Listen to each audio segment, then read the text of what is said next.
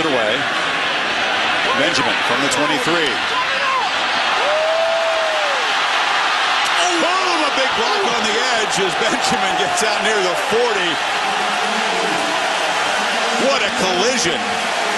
Jordan Futch, with a head of steam, just blew up Steven Sylvester of Tech.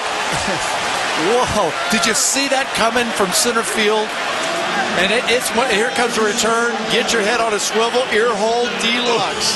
Oh, Miami right now is just playing fired up football. They're playing fast. Here it is again. They're showing it again and again on the big screen, and you can hear the crowd reacting. Whoa. That's all fine and dandy and funny as long as you're not a Georgia Tech right now.